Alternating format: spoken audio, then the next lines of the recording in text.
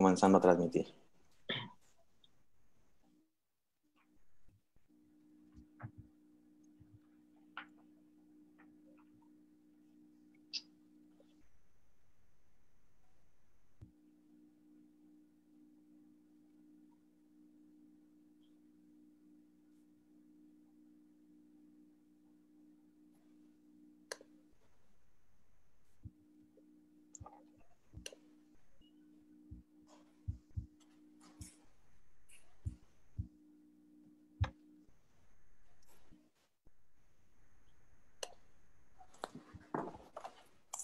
Hola, ¿qué tal? Muy buenas tardes a todos. Es un gusto nuevamente estar con ustedes desde nuestra sala virtual en esta ocasión nuevamente Casa de Cultura y nuestros amigos de Cultura 271, quienes nos están dando cobijo en estas actividades de manera virtual. Vamos a dar nuestra bienvenida, vamos a dar la bienvenida. Hoy es un gusto poder tener un espacio para lo que es la interculturalidad, nuestros pueblos originarios, una temática muy importante que a veces vamos dejando de largo.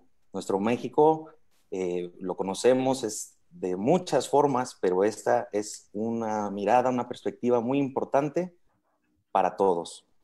El día de hoy me sirvo con el gusto de participar en esta actividad presentando a dos grandes exponentes en la temática, la interculturalidad, al doctor Sergio Navarro y al doctor Felipe Galán, quien es un gusto para mí poder presentarlos.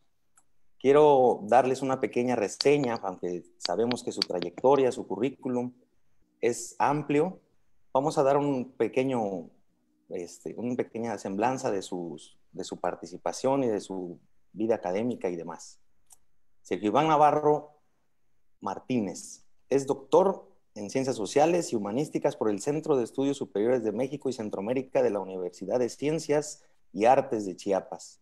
Maestro en Ciencias en Recursos Naturales y Desarrollo Rural por el Colegio de la Frontera Sur y sociólogo por la Facultad de Ciencias Sociales de la Universidad Autónoma de Chiapas. Asociado candidato del Consejo Mexicano de Investigación Educativa y miembro del Sistema Nacional de Investigadores. Ha sido profesor de diferentes instituciones de educación superior y centros de investigación. Sus líneas de investigación están enfocadas en educación superior con enfoque interculturalidad, prácticas e innovación educativa, desarrollo y vinculación comunitaria. Colabora de manera activa en programas de formación para estudiantes de contextos indígenas y rurales. Ganador del Premio Gonzalo Aguirre Beltrán a la mejor tesis doctoral en el 2018 y actualmente realiza una estancia postdoctoral en el Colegio de la Frontera Sur. Él es uno de nuestros invitados, a quien le enviamos un saludo muy fuerte. Muchas gracias por esta participación. Y también le vamos a dar, ¿por qué no?, una presentación a nuestro amigo, el doctor Felipe Galán López, Felipe Javier Galán López, que él es doctor en Historia y en Estudios Regionales por la Universidad Veracruzana, maestro en Estudios Humanísticos por el Tecnológico de Monterrey, licenciado en Antropología por la Universidad Veracruzana. Realizó una estancia postdoctoral en el Colegio de la Frontera Sur en la Unidad de Villahermosa del 2018 al 2019, en el programa para fortalecimiento del posgrado, receptor del CONACYT, miembro del Sistema Nacional de Investigadores, miembro de la Red Nacional de Estudios de los Movimientos Sociales. Actualmente es profesor investigador de tiempo completo adscrito a la Universidad Intercultural del Estado de Puebla, en la unidad Tlacotepec de Benito Juárez, y colaborador en la maestría en ambientes interculturales de aprendizaje. Su línea de investigación tiene que ver con el análisis histórico de políticas indígenas en Tabasco y Puebla, educación intercultural, vinculación comunitaria y movimientos sociales. Cuenta con artículos científicos en revistas indexadas de El Salvador, Angola y México, capítulos de libros y artículos de divulgación científica, ponente en congresos de educación intercultural e historia en Estados Unidos, Francia, Colombia, Cuba y México. Así que, señoras y señores, como ustedes se han dado cuenta, el día de hoy tenemos la fortuna de tener especialistas en la materia. No les voy a quitar más tiempo porque, aunque parece que tenemos mucho, el tiempo es oro y vamos a aprovecharlo. Así que les dejo la palabra a mi querido amigo, el doctor Felipe Galán, y un saludo también al doctor Sergio, quien le agradecemos muchísimo este gesto de compartir con nosotros sus experiencias y conocimientos. El foro es de ustedes. Muchísimas gracias. Muchas gracias. Muchas gracias, José Gabriel. Muchas gracias, Sergio, por aceptar esta invitación a charlar. Quiero agradecer a Casa de la Cultura de Córdoba, con quienes hemos estado haciendo ya con estas 3 sesiones con el objetivo de dialogar en estos tiempos de pandemia tan complicados que estamos viviendo hoy en día. Y bueno, en esta ocasión, agradecerles a todos los que nos están siguiendo para que podamos platicar a propósito de este tema de la interculturalidad por varias razones, porque la interculturalidad como enfoque educativo es una propuesta que me parece es necesaria a nivel mundial y también en el ambiente pospandémico que vendrá en los próximos meses va a ser elemental. Entonces, bueno, bienvenidos a todos.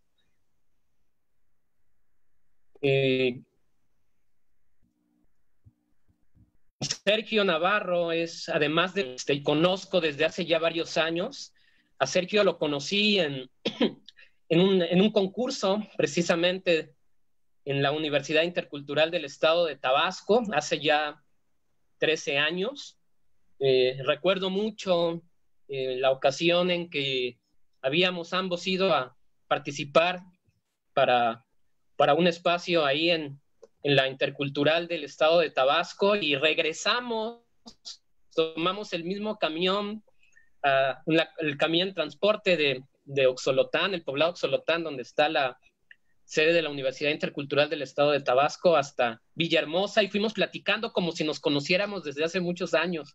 Y desde entonces hasta ahora hemos mantenido una buena comunicación y de verdad, Sergio, te agradezco mucho que hayas aceptado platicar con nosotros aquí en Córdoba. Mucha gente te conoce de los que están por acá, pero en Córdoba te damos la cordial bienvenida y esperamos que vengas también por estas tierras pronto, ¿no? También quiero saludar, antes de empezar este diálogo, a varios de los autores de los capítulos de este libro que coordinamos, Sergio y yo, que están aquí en la red, los estoy viendo por acá. Ahorita les voy a pasar el micrófono. Muchos saludos a Alejandra, Cecilia, a Efren, a Esteban. Gracias por estar por aquí con nosotros. También agradezco a nuestro padrino de este ciclo, que es el doctor Roberto Luna Gómez, que esté por ahí. Y bueno, Sergio, yo quisiera que empezáramos platicando de algo importante para el público que quizás está más especializado y relacionado con el tema de la educación intercultural, pero a lo mejor también aquí hay quienes no. Tú que eres un especialista, que has trabajado muy a fondo todo el tema de la educación intercultural en México, platícanos, por favor, un poquito cómo nacieron las universidades interculturales y desde tu punto de vista en este tiempo corto, que bueno, ya no es tampoco tan corto, ya estamos hablando de 16 años, ¿cuáles han sido los aportes más importantes desde tu punto de vista de la educación intercultural en México? Adelante, Sergio, bienvenido, gracias. Muchas gracias, Felipe, y igualmente pues agradezco mucho el espacio que nos dan para presentar el libro, pero también para poder hablar de un tema que me parece que es sumamente importante actualmente, ¿no? Que es el tema de la educación intercultural. Particularmente, bueno, al igual que tú, pues hemos estado como analizando un poco el tema desde hace muchos años y en lo personal considero que el enfoque de la educación intercultural en México tiene un parteaguas que es súper importante, ¿no? Hablamos, o por lo menos yo lo veo desde este punto de vista, que es el movimiento zapatista de liberación nacional. Cuando plantearon sus demandas en los acuerdos de San Andrés, la creación o más bien la la propuesta de una educación con pertinencia cultural, étnica y lingüística para los pueblos indígenas, ¿no? Yo creo que a partir de ahí es un parteaguas para que justamente varias propuestas educativas se fueran replanteando a nivel nacional. Y que incluso yo creo que en el caso de las universidades interculturales en México también tiene una singularidad particular. Si nosotros hacemos una breve revisión un poco de los antecedentes de las propuestas educativas que se gestaron o que se están gestando en América Latina, lo que podemos ver es que en países latinoamericanos han tenido como el respaldo o el apoyo de las organizaciones sociales de base, ¿no? O de los pueblos afrodescendientes principalmente, o indígenas, ¿no? El caso de México es particular en el sentido de que el Estado tomó como la batuta para implementar estas propuestas educativas interculturales, ¿no? Sabemos muy bien que quienes son estudiosos también del tema, que estas universidades surgen también a partir de la creación de la Coordinación General de Educación Intercultural Bilingüe, de la CGIB, y que es a partir de estas que se gestan estas universidades interculturales. La primera fue en San Felipe del Progreso, en el Estado de México, y después siguieron las de Chiapas, Veracruz, Puebla, ¿no? Etcétera, etcétera, ¿no? Entonces, creo que de alguna forma estas universidades interculturales ahora, pues sí representan un importante parteaguas también en la forma de cómo se implementa la educación para los pueblos indígenas, ¿no? Consideremos que estas universidades interculturales son instaladas, la mayoría de ellas en poblaciones o en localidades donde la gente, donde la población mayoritariamente indígena no tenía o no tiene acceso a otro tipo de educación. Por lo tanto, estas universidades sí representan un aporte importante para poder generar una formación de recursos humanos importantes para la región donde están acentuadas, ¿no? Me parece que es como un aporte importante de resaltar, porque históricamente también los pueblos indígenas y los pueblos afrodescendientes han tenido como esta segregación de estas políticas del Estado o nación, ¿no? Entonces, hay una propuesta de educación intercultural que me parece que también es importante, pero también habría que empezar a cuestionar qué tanto estas universidades interculturales pueden estar generando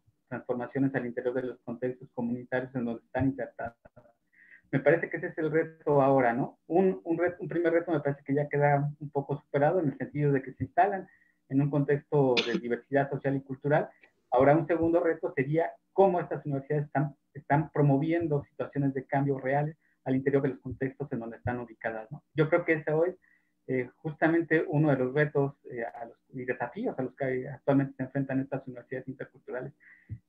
También creo que es importante también hacer, antes de avanzar con lo siguiente, hacer como un breve paréntesis, ¿no? Generalmente hay una confusión generalizada en torno a que las universidades interculturales únicamente son para indígenas. Y esa es como una idea muy común, ¿no? Que uno suele escuchar, que se asocia a lo intercultural con lo indígena, cuando en realidad no necesariamente tiene que ser así, ¿no? Tendríamos que hablar justamente de la diversidad, y de la diversidad no únicamente están los indígenas, ¿no? También están los afrodescendientes, también están los migrantes, también están los diferentes grupos o de las diferentes subculturas que al interior de la sociedad están o han sido mimetizadas, digamos, por un Estado modernizador, ¿no? Entonces yo creo que hablar de interculturalidad no es únicamente hablar de qué es para los indígenas, sino más bien es justamente para hablar de un contexto de diversidad en el cual estamos insertos, ¿no? Entonces, hablar de interculturalidad implica también cuestionarnos estas formas de relación que tejemos diariamente con los sujetos y con las culturas, ¿no? Hay una propuesta interesante que a mí me gusta mucho y que la he venido siguiendo desde hace años y que es la propuesta de la interculturalidad crítica, ¿no? Que se desarrolla principalmente por Federico Vino, ¿no? Donde ellos plantean que la interculturalidad crítica justamente debe cuestionar estos dispositivos de poder que se han instaurado de manera casi que sin que nos demos cuenta de que estos dispositivos de poder existen en nuestra sociedad y en nuestra mentalidad. Y ahí entonces se incitan en cómo realmente poder revertir estos cambios de relación y sobre todo cómo hacer estos cambios en las estructuras de poder que aún prevalecen hoy en día, ¿no? Y lo digo porque de alguna forma me parece que es importante, sobre todo ahora, que hemos visto también que la cuestión de la educación intercultural está también saliendo a flote, sobre todo para los contextos en donde está una marcada diversidad social y cultural y lingüística en nuestro país. Sí, muy bien, Sergio. Adelante, sí. No, adelante. Sí, sí, bueno, solamente agregar a todo esto que mencionas, que me parece importante que el público que nos escucha y que a lo mejor no esté tan familiarizado con esta educación intercultural se vaya involucrando también, ¿no? En los nuevos modelos educativos que están girando también hacia la educación intercultural. Y bueno, también comentar, ¿no? A lo que has dicho tú muy bien, que los antecedentes de las universidades interculturales son muchos, ¿no? Y en diferentes partes del mundo también han sido conceptualizados de manera diferente, pero tenemos el aporte muy importante de la antropología, particularmente para el caso de México, ¿no? Porque, bueno, en México hay esfuerzos ya desde los años 70, 80, ya hemos dialogado varias veces acerca de esto, ¿no? Hubo esfuerzos importantes de parte de muchas generaciones de antropólogos por crear modelos educativos, pero no los en educación superior, ¿no? En los años 70, y quiero como precisar la importancia de los años 70 porque un grupo de antropólogos críticos, algunos de la Escuela Nacional de Antropología, pero también de otras escuelas de antropología del país, empezaron a ser críticos hacia el indigenismo, precisamente hacia el indigenismo de Estado, ¿no? El indigenismo fue acusado de ser muy político también, sobre todo en la época del gobierno de Luis Echeverría, ¿no? También de la época de Miguel de la Madrid, pero incluso años atrás. Y hay un personaje central del que ya hemos platicado, incluso invitamos también a la gente a que lean ese artículo que escribimos, ¿no? Acerca de la importancia que tiene el Gonzalo Aguirre Beltrán en la concepción de interculturalidad para toda América Latina. Y esto a lo mejor cuando surgen las universidades interculturales a principios del siglo XXI, no fue tan abiertamente dicho, ahora ya hay más, ¿no? En este momento, ya 15 años después de que surgen, por ahí de 2001, 2003, pero bueno, Gonzalo Aguirre Beltrán propone una primera noción de interculturalidad, pues desde la década de los 50, después lo trabaja en los 60, en los 60 replanteado, en los 70 hay esa fuerte crítica y hay como un primer empuje para que ya empiece a hablarse de instituciones de educación superior también, pero efectivamente, como bien dices, eran más hacia lo indígena, ¿no? Y aquí hay una discusión importante, ¿no? Me parece que, y eso es lo que tratamos también de abordar en este libro, ¿no? Que necesitamos dialogar sobre estos enfoques teóricos que tiene las ciencias sociales, la sociología, la antropología, para que influyeran también en este nuevo modelo educativo ya para nivel superior, ¿no? Hay que recordar y comentarlo aquí con quienes nos escuchan, que las universidades interculturales pues pretenden sí efectivamente abarcar no solamente a la población indígena, pero me parece que todavía en este momento, por el lugar donde se han situado, por cómo se han dado las cosas y sobre todo por esta nueva política ahora de INPI, de Instituto Nacional de Pueblos Indígenas, que rompió con la CDI y que a la vez esta había roto con el INI, nuevamente pone al tema del indigenismo, ¿no? Nuevamente está en el debate esto, ¿no? Bueno, Sergio, lo siguiente que te quiero preguntar es sobre para ti, ¿cuáles son los aportes que consideras más importantes que se están retomando en las universidades interculturales desde las ciencias sociales, ¿no? Desde la sociología particularmente que tú conoces y cómo también los sociólogos están trabajando este método etnográfico? ¿Qué opinas de eso, Sergio? Sí, gracias, Felipe. Antes, nada más hacer un breve paréntesis con relación a lo que mencionas. Me parece importante también sí recalcar que la trascendencia que ha tenido Aguirre Beltrán para la configuración misma del pensamiento de la educación intercultural en México y en América Latina, ¿no? Entonces, es un autor muy recomendable que lo puedan revisar, leer con calma. No, en otras ocasiones hemos hablado de cómo cuando lo leímos, bueno, por lo menos yo cuando fue mi primer encuentro con Gonzalo Aguirre Beltrán, de alguna forma yo pensaba que habían otros autores que de alguna forma también lo habían retomado, ¿no? Pero si recurrimos a esos textos que él había escrito anteriormente, nos podemos dar cuenta de que ese pensamiento de Aguirre Beltrán ha estado vigente hasta hoy en día, ¿no? y que yo creo que sí sería muy importante como redimensionarlo ahora. Y lo otro que también me parece súper importante es que a mí me tocó un poco el debate en torno a la creación de las universidades interculturales, cuando se hablaba de la creación de las universidades interculturales. Y en alguna ocasión yo recuerdo haber escuchado si era necesario la creación de estas universidades interculturales o si era, o si más bien se debía transversalizar la educación intercultural en nuestro país, ¿no? Yo sigo creyendo que aún, a pesar de que ya están instauradas estas universidades interculturales, también es necesario pensar en la transversalización de esta interculturalidad, no solamente en el nivel básico como a veces también se ha manejado, sino también en todos los niveles educativos, ¿no? Yo creo que si se transversaliza la educación intercultural en todos los niveles educativos, yo creo que estaríamos mucho más conscientes de esta diversidad social y lingüística y cultural con la que constantemente estamos interaccionando. Y bueno, creo que Felipe se desconectó un momento, ¿no lo veo?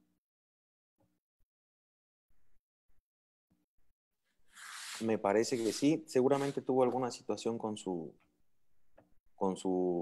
conexión, pero podemos continuar, doctor. Sí, claro. Sí, bueno, un poco retomando la importancia que ha tenido las ciencias sociales, sobre todo en estas universidades interculturales. Creo que de alguna forma lo que tratamos de hacer en el libro es retomar justamente cómo estos planteamientos de investigación social están apareciendo también en estas universidades interculturales.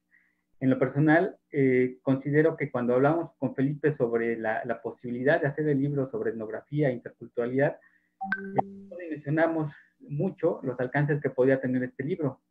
Pero ahora viendo el libro ya terminado, ¿no?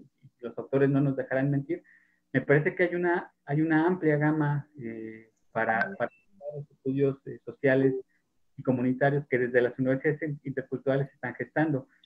En lo personal me parece que un aporte importante es el trabajo de la etnografía, ¿no? La etnografía como tal me parece que a pesar de que ha tenido sus críticas a lo largo de la historia y que Felipe seguramente lo sabrá mejor en su calidad de antropólogo, generalmente se le ha cuestionado mucho el extractivismo que tenía o que tiene o que podía haber jugado en algún momento histórico, ¿no? De únicamente la extracción del conocimiento. Me parece que ahora la etnografía ha dado como un pequeño desplazamiento, un giro epistémico en torno a las formas de relación con los sujetos con los que está investigando. Y yo creo que ese es un aporte fundamental, ¿no? Un aporte fundamental que también desde las universidades interculturales, y no solamente desde las interculturales, sino también desde otros centros de investigación, están también teniendo en consideración, ¿no? Y eso, de alguna forma, me parece que es de vital importancia, sobre todo porque ahora los jóvenes, por lo menos por la experiencia que hemos tenido, un poco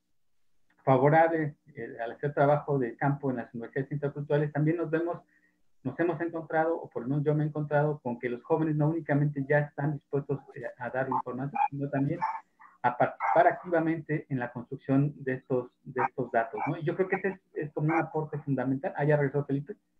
Sí, ahí está. Ahí estoy, aquí estoy, te estoy escuchando, Sergio, sí, adelante.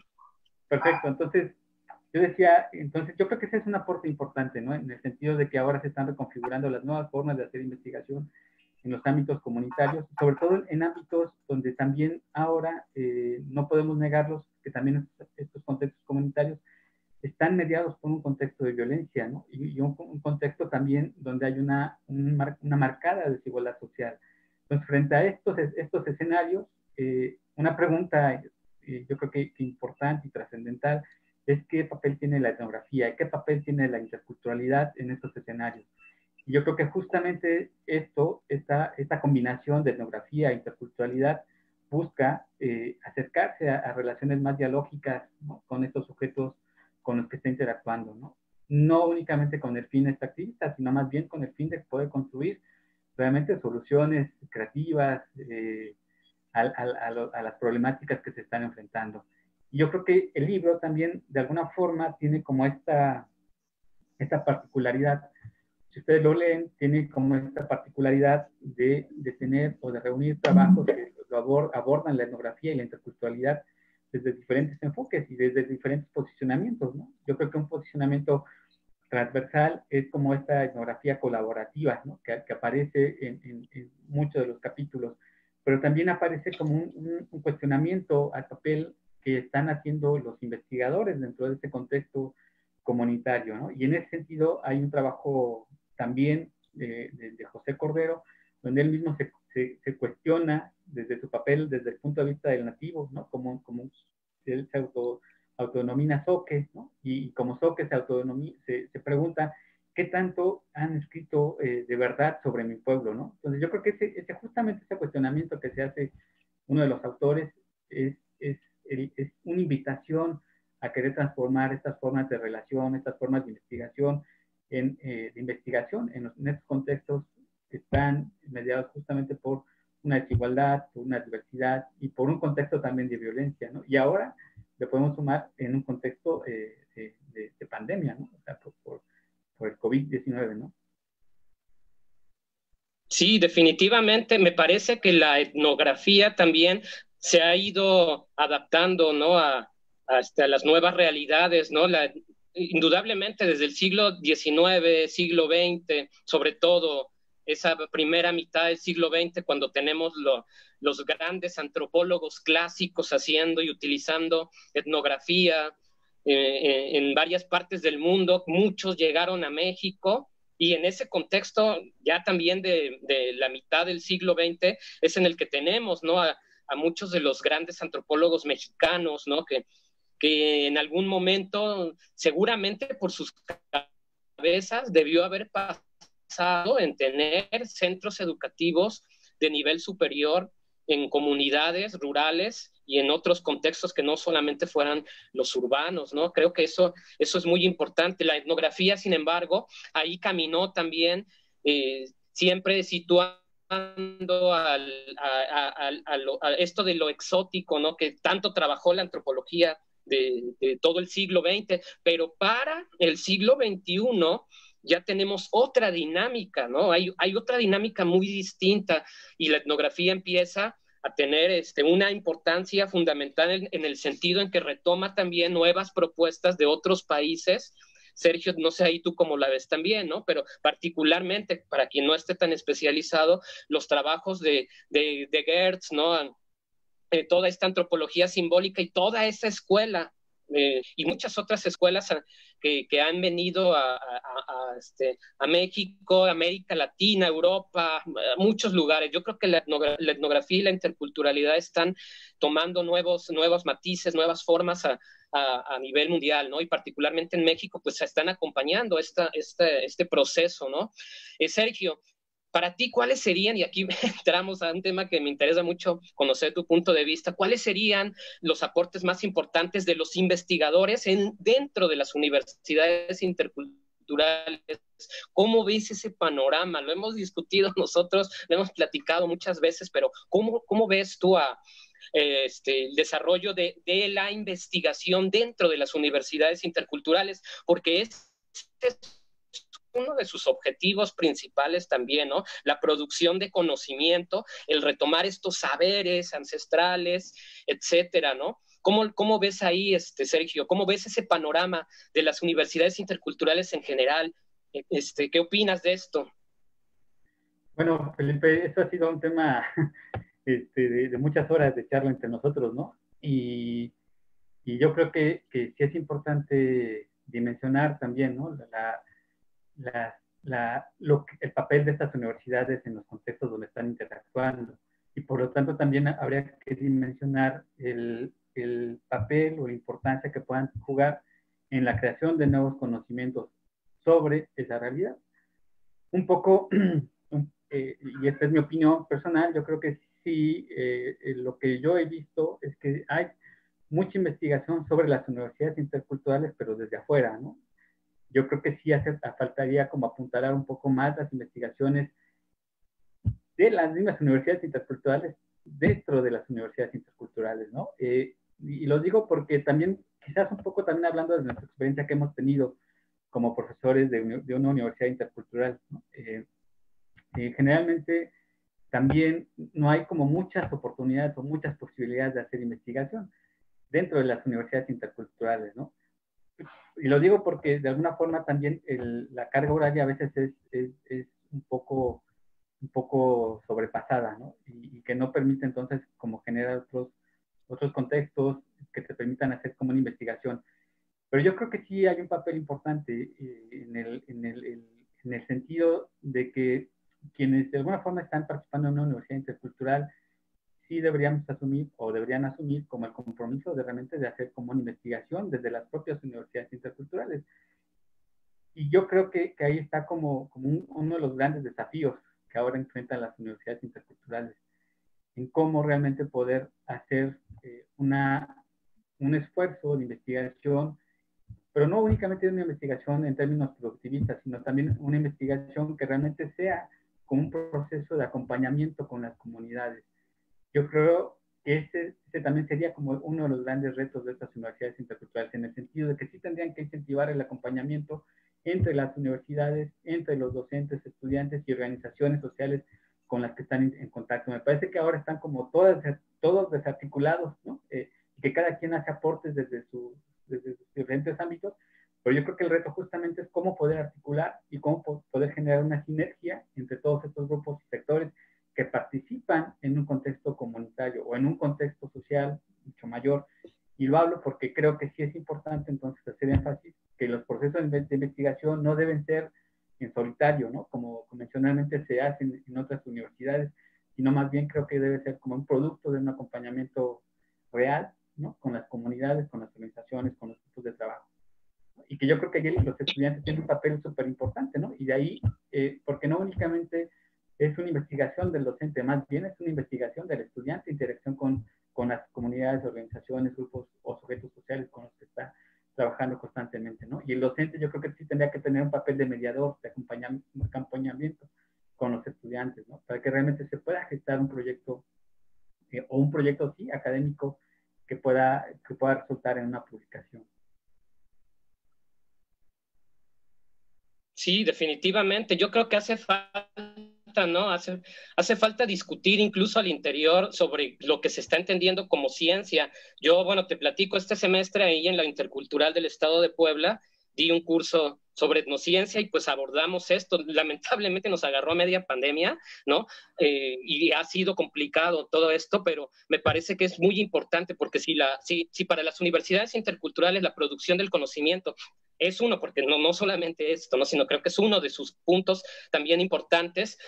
Creo que se debe de hacer investigación y particularmente a mí lo que me preocupa, ya te lo he contado muchas veces, es la producción de conocimiento histórico. Me parece que ahí hay una gran deuda, no le quieren de pronto entrar mucha gente, pareciera como si en la parte de la historia no existiera la posibilidad de discutir sobre temas que tienen que ver con interculturalidad, y creo, ¿no?, que se debe de utilizar también y hacer abordajes también desde metodologías distintas, ¿no? La historia es muy positivista, sigue siendo demasiado positivista la historia, la enseñanza de la historia, y creo que en las universidades interculturales tenemos ese reto, que es también el de reescribir historias también desde metodologías diferentes, retomando las subjetividades, ¿no?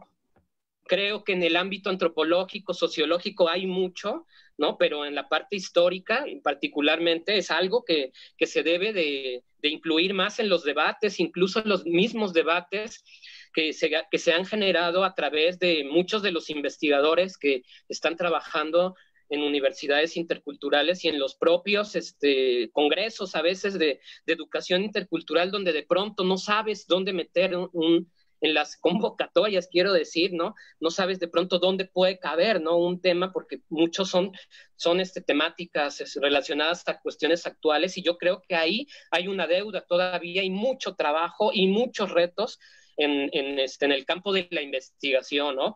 Pero también investigación en otras áreas del conocimiento. Es muy importante que creo yo también que otras universidades en general retomen puntos esenciales del modelo educativo intercultural, ¿no?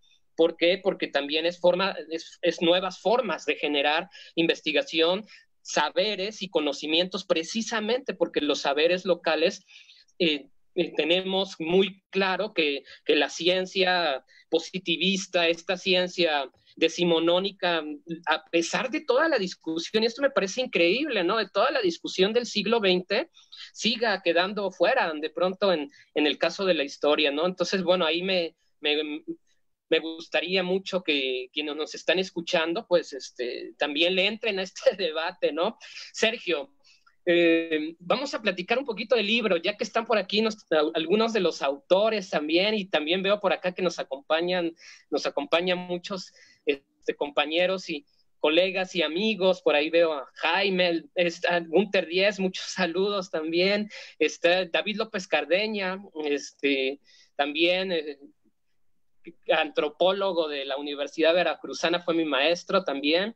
Sergio, platiquemos del libro y platiquemos de los autores también, y los autores que están por acá, Efrén, Esteban, no sé si ande por ahí Marisela y esté por ahí José Trinidad Cordero, pero del libro, la primera parte precisamente, Sergio, la primera parte del libro, lo dividimos en dos partes, y tenemos el prólogo de la doctora Erika González Apodaca también, ¿no? Que nos hizo el favor de leerlo, ¿no? Platiquemos un poquito sobre por qué Calidoscopio y estas dos partes, Sergio, estas dos grandes partes del libro, en cómo dividimos el libro.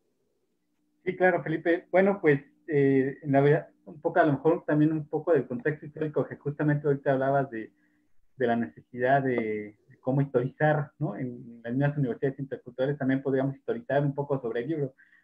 Y este libro de alguna forma tiene también un antecedente, yo creo que ya tiene más de 10 años, ¿no? Que cuando nos conocimos como profesores ahí en la UYED, hablábamos un poco de todas estas tensiones y contradicciones que habían en torno a la educación intercultural, ¿no? Y a las formas de abordar de hacer investigación desde una perspectiva intercultural. Yo creo que desde ahí como que se fue gestando esta idea del libro, y que recientemente, pues bueno, desde el año pasado, ¿no? Quizás antepasado, casi 2 años, empezamos a trabajar sobre la propuesta del libro, ¿no? Invitamos y a varios colegas y conocidos, algunos que no hemos tenido, bueno, por lo menos yo no he tenido la fortuna de conocerlos personalmente, pero sí a través de la interacción, a través de los correos electrónicos, donde fueron mandando sus capítulos y sus avances. Entonces, yo creo que es como finalmente como un libro que tiene una historia que tiene una relación muy directa con la cuestión de la interculturalidad, ¿no? Y de hacer investigación desde la interculturalidad. Como tú bien decías, el prólogo pues, está escrito por Erika González Apodaca, que es una reconocida investigadora y que de alguna forma también ha estado hablando mucho sobre el tema de la educación intercultural en nuestro país, ¿no? Ella es investigadora de CIESAS y ha realizado también aportes importantes sobre la educación intercultural superior, ¿no? Con este enfoque intercultural. El libro también está dividido en dos grandes apartados. Quisimos dividirlos así porque consideramos que hay como dos grandes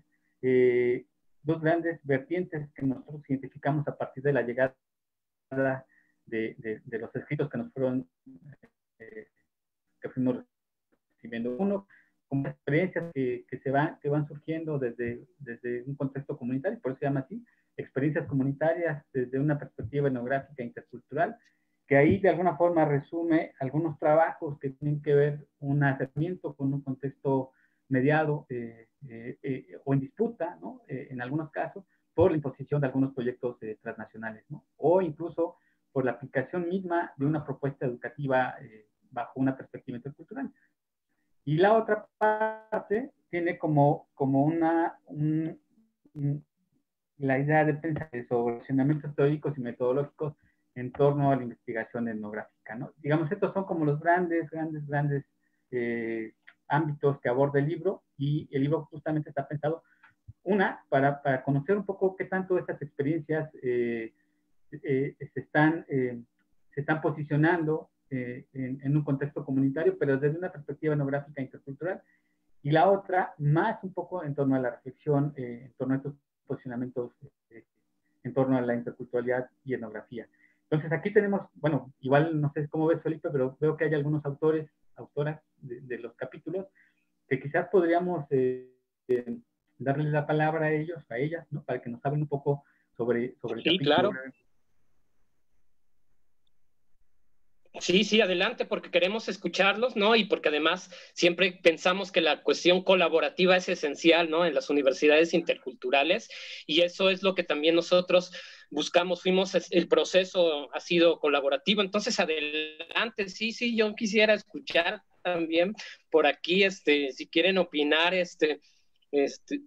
aquí anda Cecilia, Efren, adelante, Efren, gusto saludarte también, por ahí anda también, por aquí había visto había visto quién más está. Sí, sí, adelante, entonces los escuchamos, Hola, por favor. buenas tardes. Buenas tardes a todos y todas. Un gusto, ¿Qué tal? un gusto saludarte, Sergio, Felipe. Poco coincidimos y hay que disfrutar estas pocas veces que nos encontramos. Bueno, pues el capítulo que realizamos Alejandra y yo fue muy interesante desde su concepción, un poco casual, ¿no? Ya ustedes llevaban un proceso de trabajo y en una charla informal, en un saludo entre Sergio y yo, eh, resultó la posibilidad de escribir algo en el libro y coincidió con que estaba Ale trabajando su proyecto de tesis, que está por ahí también, y le propuse la posibilidad de que pudiéramos escribir algo para el libro, lo cual fue muy rico para ella. Ella hablará un poco sobre el punto, pero me parece que la coincidencia se dio en dos niveles, uno personal y muy satisfactorio para mí porque es difícil que cuando uno está formándose tenga la oportunidad de elaborar una tesis y además escribir un artículo casi paralelamente, ¿no? Entonces Ale terminó su tesis, una buena tesis, pero además también concluyó el proceso con un artículo, con un capítulo del libro, perdón, escrito. Entonces, y además coincidió ya más en el encuadre del libro, coincidió con que se estaba trabajando en una universidad intercultural, precisamente, que es la de Chiapas, y que se estaba abordando bajo el enfoque etnográfico también, ¿no? Entonces, todo cuadraba para poder integrar esta perspectiva que Ale, a través de su trabajo de campo y pues yo a través de la asesoría a Alejandra, pudimos trabajar e integrar. Bueno, a grandes rasgos, esto podría decirlo yo para no extenderme mucho, porque bueno, supongo que hay más autores y hay quien quiere hablar. No sé si me tomaré la libertad de preguntarle a Ale qué le pareció la experiencia, qué resalta del trabajo, ya más analíticamente para completar nuestra intervención. Claro que sí, Efren, gracias. Adelante, Alejandra, te escuchamos. Si andas por ahí. Hola, buenas tardes. Gracias, gracias. Hola, ¿me escuchan? Ok, pues muchas gracias por el espacio. Es una gran oportunidad para conocer a otros autores que no había tenido la oportunidad de haber coincidido en la presentación aquí en San Cristóbal. Como bien dice el doctor Efren, pues fue una casualidad que cuando yo estaba haciendo mi tesis de maestría, se presentara esta oportunidad de escribir el artículo. Fue una gran experiencia porque tuve muchos problemas para trabajar en la Universidad Intercultural de Chiapas. Pues mi asesor en aquel entonces, mi codirector, el doctor Efren, pues fue testigo de todos los problemas, tanto administrativos por los cambios constantes de rector, de administrativos que había en la escuela, y realmente el apoyo de los maestros que llegué a conocer durante el trabajo de campo y durante una corta presencia laboral ahí en la UNICH, me dio la pauta para poder ingresar a la universidad, y fueron ellos precisamente quienes me dieron la apertura en la escuela y poder trabajar, y por eso me enfoqué en tratar de entender cómo se construye este concepto de interculturalidad desde una escuela intercultural, partiendo que de alguna manera pues son las personas que más claro deberían de tener lo que es la interculturalidad y la educación intercultural. Entonces la experiencia fue grata a pesar de muchos obstáculos, pero pues aquí tenemos el producto, ¿no? La tesis y el artículo. Eso sería, creo, un poquito de mi participación. Gracias, Alejandra. Gracias, Alejandra. Gracias. Sí, sí, sí. Y bueno, Alejandra estuvo en la presentación ahí en el CESMECA, Sergio, estuvieron ustedes juntos. Sí, con Alejandra ahí tuvimos la oportunidad de conocernos en el CESMECA y la verdad que también fue una presentación bonita, ¿no? En el sentido de que también dieron cita varios de los actores y también del público, ¿no? Que yo creo que también es importante decir que teníamos programada como otras presentaciones del libro, pero desafortunadamente por esta situación que estamos viviendo, pues ya no pudimos hacerla, pero me parece justo que este espacio también pueda servir para eso, ¿no? Para poder dar a conocer el trabajo que tenemos y que yo creo que finalmente decimos con mucho cariño, ¿no? Con mucho esmero, ¿no? Para que este libro también pudiera llegar no únicamente a los especialistas, ¿no? Del tema, ¿no? Sino también a un público más amplio en general que esté interesado en el tema de la interculturalidad y sobre todo de estas propuestas de investigación. Y bueno, Alejandra ahí tuve la oportunidad de escucharla y además a profundidad con su trabajo, a pesar de que lo había leído, obviamente, ¿no? Así es. Bueno, nada más para cerrar, un minuto, 2 minutos, a hablar sobre la esencia de este capítulo del libro, ¿no? Precisamente aborda esto que han discutido Felipe y Sergio, que han discutido, de la importancia y la necesidad de dar un paso más allá de lo que ya se ha construido, que es toda una estructura institucional que desde la perspectiva oficial, desde el entendido de la oficialidad, se crea una educación para indígenas, ¿no? Aunque conviven en estos espacios grupos muy diversos. Lo que resaltamos en el capítulo del libro, pues gira en torno a la necesidad de la construcción de discursos interculturales fuertes desde las propias universidades, que puedan discutir, que puedan dialogar con otras concepciones de interculturalidad que están ahí en la tarima confrontándose y otras reforzándose, ¿no? En este sentido, es una invitación a la UNICH precisamente a hacer un análisis, un alto en el camino para revisar sus prácticas, fortalecer sus procesos metodológicos de vinculación con las poblaciones y el fortalecimiento de ese discurso intercultural que le va a dar una identidad y que es una identidad compleja, porque no va a ser lo mismo un discurso intercultural de San Cristóbal, de la UNICH en San Cristóbal, al que se genera, por ejemplo, en Yajalón, ¿no? Donde es otro contexto, es otro paradigma cultural que se genera alrededor de la universidad. Entonces, estos discursos, no es un solo discurso, estos discursos que se generan deben de fortalecerse, generarse y abrirse al diálogo con los procesos globales de interculturalidad. Y esto que mencionas, Efraín, me parece importante en el sentido de que son como los nuevos aportes que también las investigaciones en las universidades interculturales deberían como comenzarse a gestar, ¿no? En el sentido de, aunque suene, puede resultar como un poco paradójico, pero sí imaginar que también habría que empezar como a investigar qué es la interculturalidad dentro de una misma universidad intercultural, ¿no? ¿Cuál es la concepción, cuál es la aplicación que se tiene y cuál es la relación que se tiene con el contexto comunitario? Evidentemente tú lo mencionas, ¿no? Hay diferentes contextos y no puede ser el mismo concepto, los mismos enfoques de la interculturalidad en una universidad de Chiapas que en una universidad de Tabasco, en una universidad de Veracruz o de Puebla, ¿no?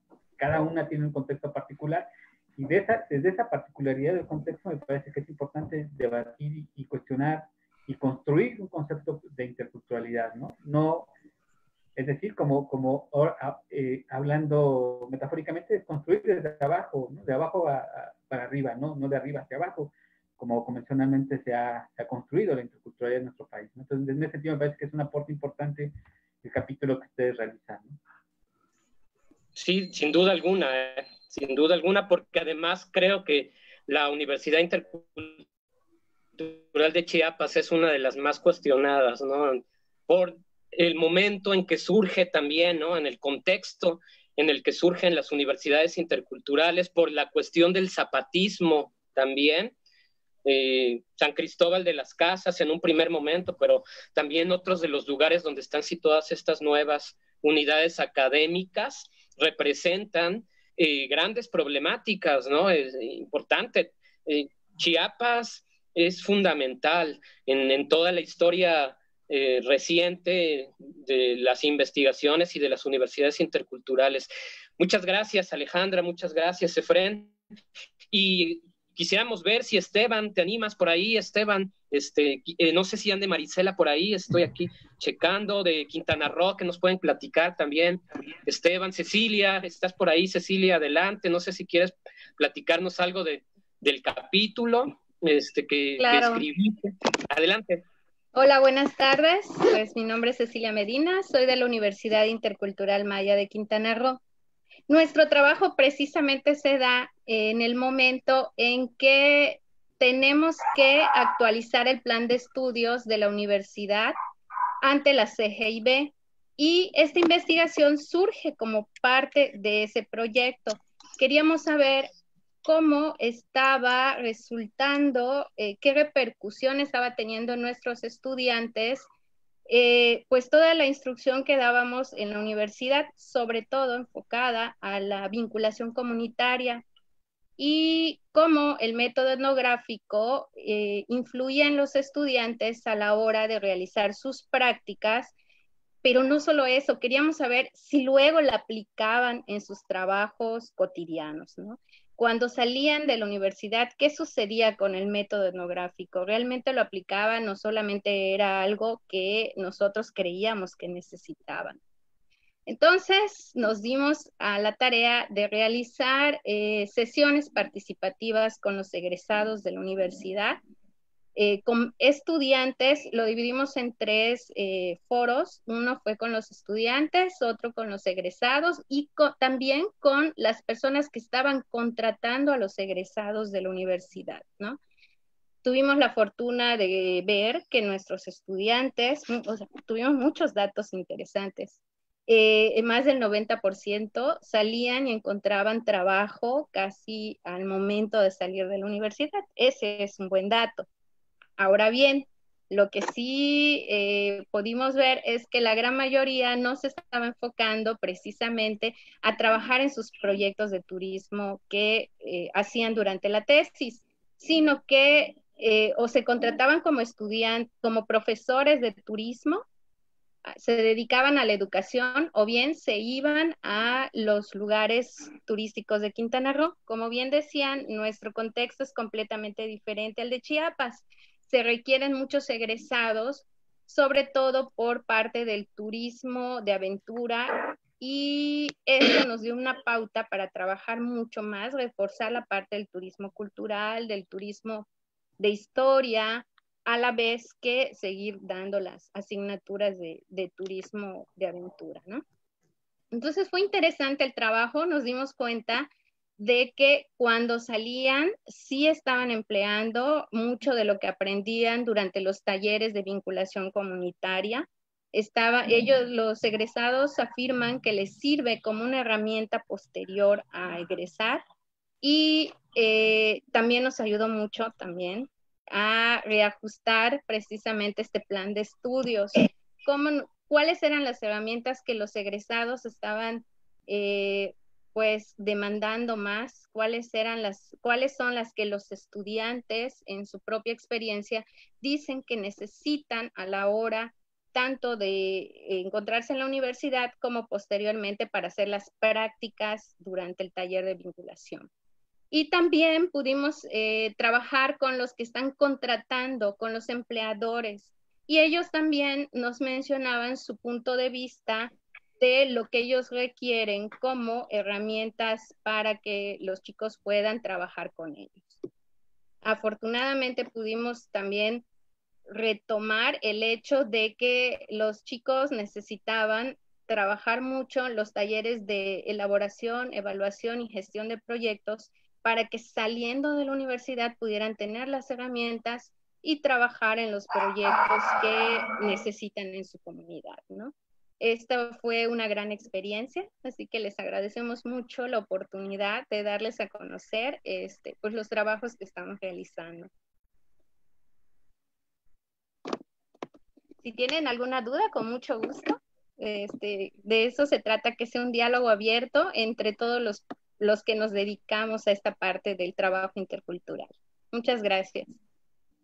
Muchas gracias, Cecilia, por compartirnos la experiencia del capítulo que... Gracias, Cecilia. Muy interesante el trabajo y todo lo que está pasando en Quintana Roo, además, ¿no? Muchas gracias también por la participación con Marisela. Esteban, por ahí, Esteban, hola. Por ahí te escuchamos. ¿Quieres compartirnos algo? Adelante, Esteban. Hola, ¿me escuchan? Un gusto hola. Saludarte, Esteban. Por ahí estás en la Ciudad de México, creo, ¿verdad? Sí. Hola, Sergio. Hola, Felipe. ¿Cómo están? Antes que nada, muchos saludos. Saber que están bien y bueno, aquí presente, conociendo a los demás autores, ¿no? Pues sí, me encuentro en la Ciudad de México. Bueno, yo soy profesor en la Escuela Nacional, en la Universidad Nacional Autónoma de México y en la ENA, ¿no? En la Escuela Nacional de Antropología e Historia. Bueno, vamos a hablar un poquito acerca de esto, del origen, y agradeciendo la invitación a participar en este libro, cuyo coordinación son los dos compañeros que están aquí, Felipe y Sergio.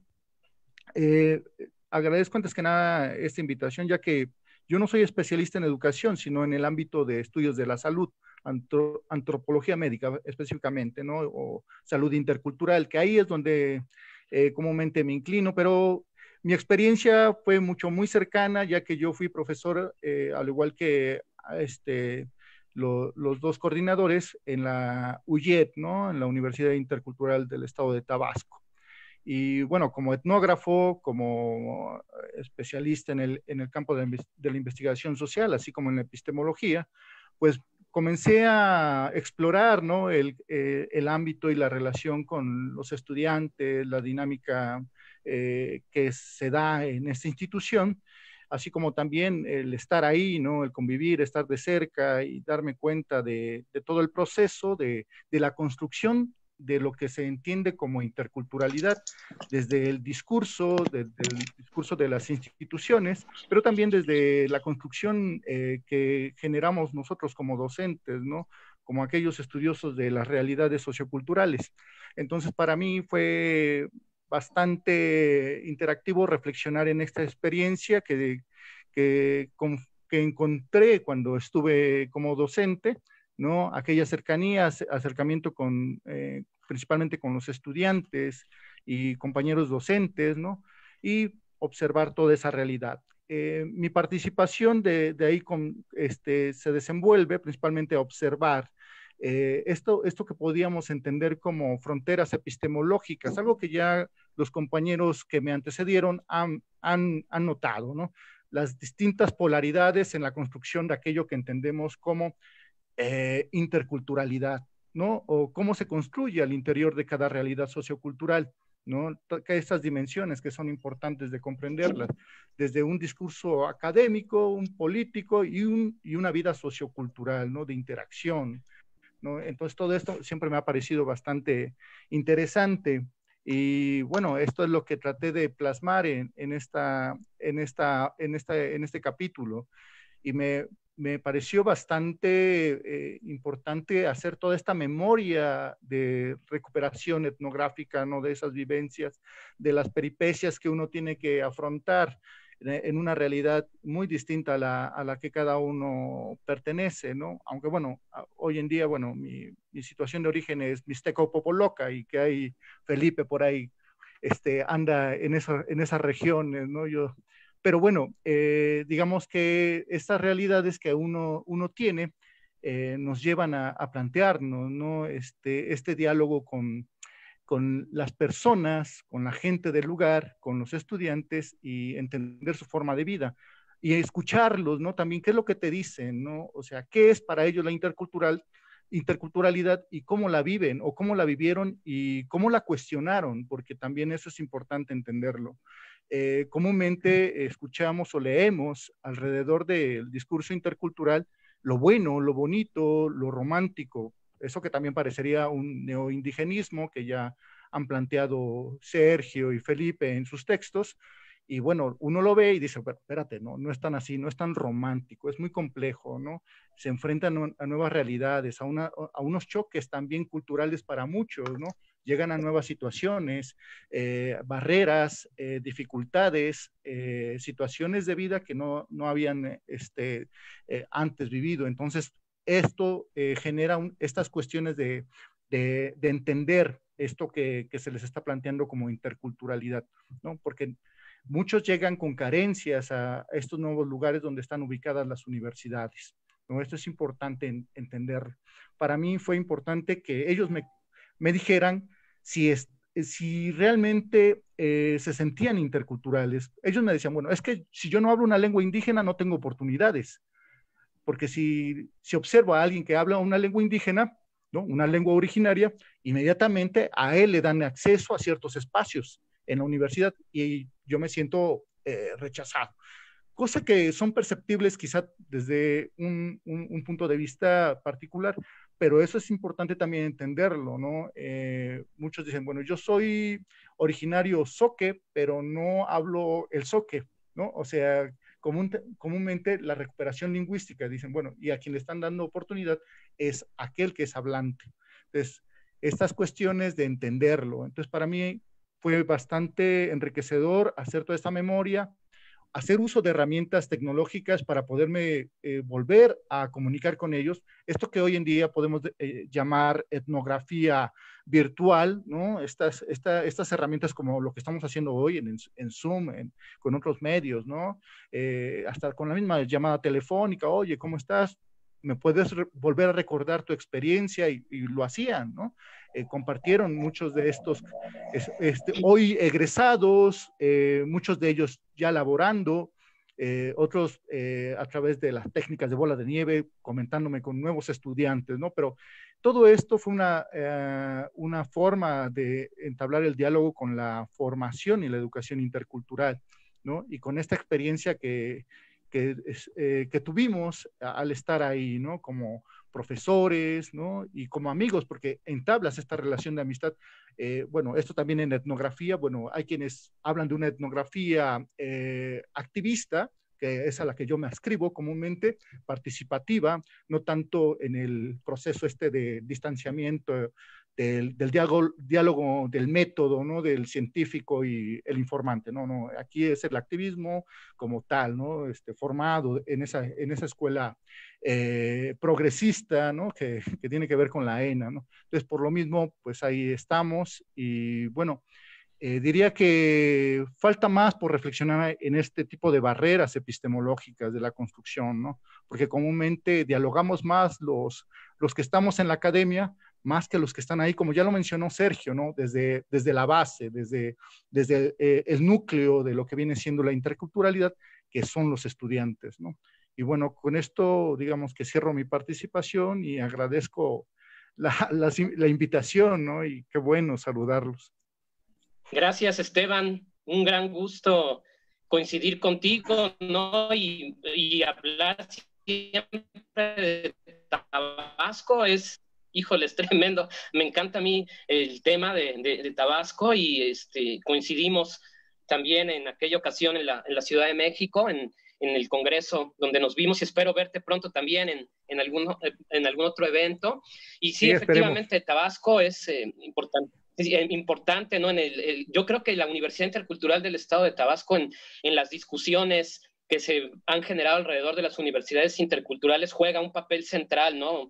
También ha tenido sus movilizaciones intensas en los años 2012, 2013, pasaron muchas cosas, ¿no? Y han venido sucediendo y ha sido una de las más observadas también, al igual que que la de Chiapas, ¿no? Tienen sus detalles y qué bueno que participaste con este trabajo de lo que llamas también la estructura cero, ¿no? Me pareció muy interesante tu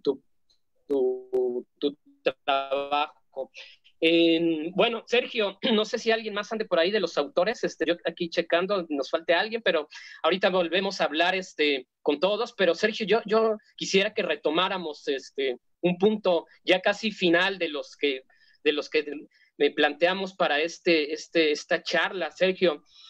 El tema del COVID, esto de la pandemia y el ambiente pospandémico y la importancia que va a tener, por un lado, la universidad intercultural, las universidades interculturales, el enfoque educativo intercultural y la etnografía como una metodología también que tendrá que ir acompañando para entender lo que viene en el mundo. Sergio, ¿tú qué opinas de esto?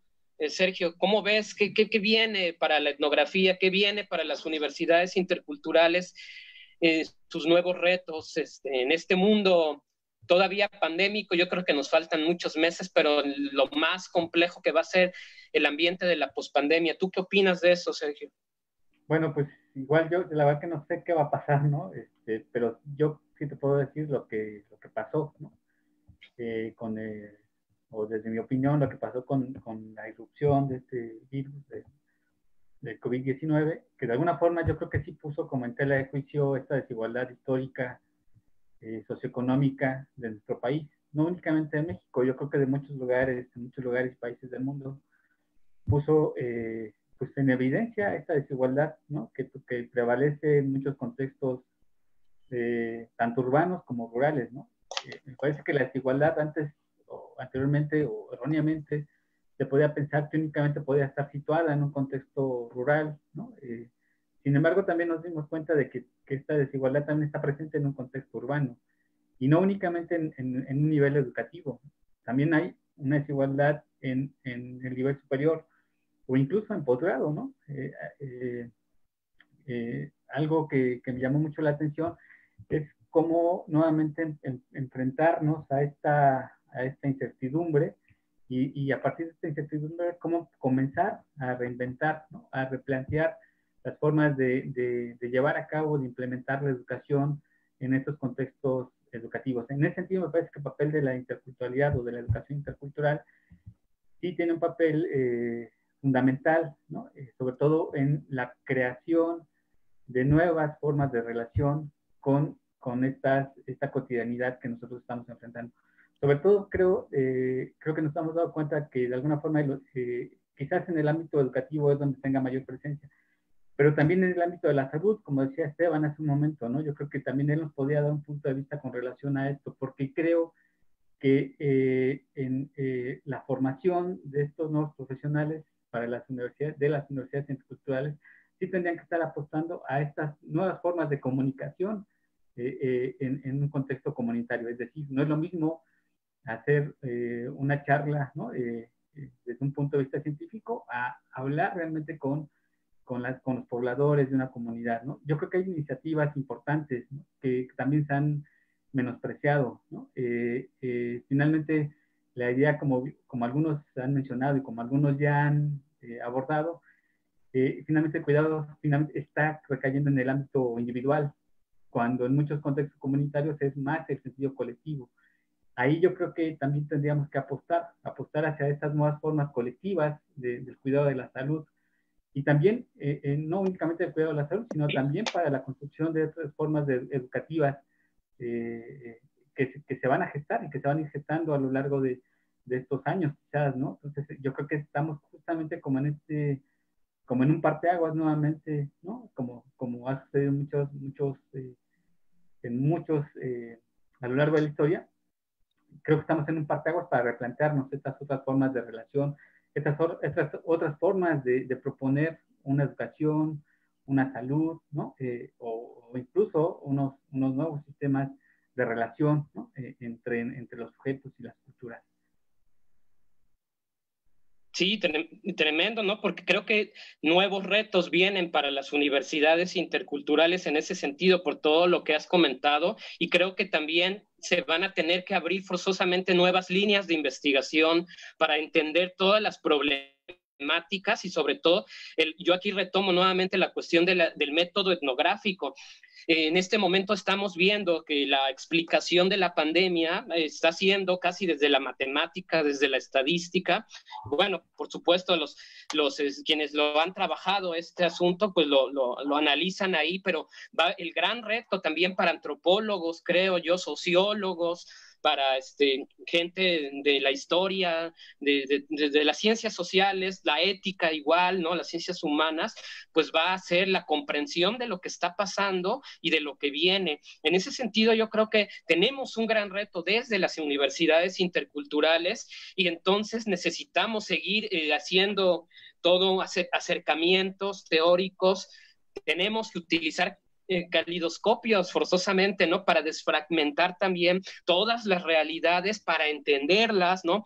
Porque cuando uno busca, fíjate Sergio, no sé cómo lo has visto tú, pero cuando uno busca información también sobre lo que sucedió hace 100 años en la pandemia de 1918, 1919, encontramos muy pocas cosas, ¿no?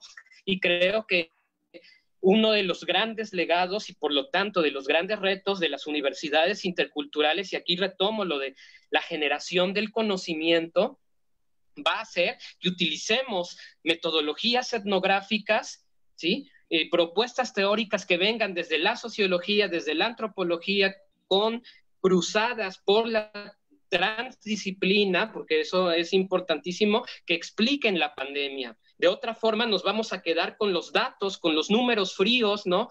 Que bueno, ahorita a lo mejor por la urgencia y por la experiencia de los científicos desde las ciencias exactas, pues están dando, ¿no? Para explicar la pandemia, pero el reto de todos los que trabajamos en universidades interculturales, y aquí estoy de acuerdo con lo que mencionabas al principio, en ese sentido, las universidades interculturales no solamente son para estudiantes indígenas. En México, pues sabemos un recorrido histórico que tiene que ver con eso, pero aquí será también entender, ¿no? Cómo se está viviendo la pandemia en contextos contraculturales, en contextos diversos, para los migrantes, cómo lo están viviendo las propias comunidades rurales, qué está pasando en los barrios, cómo se está viviendo el confinamiento, cómo lo está viviendo las clases muy altas también, cuáles son sus temores, sus miedos. La etnografía ahí se cruza y la interculturalidad, o sea, son caminos que tenemos que seguir, ¿no?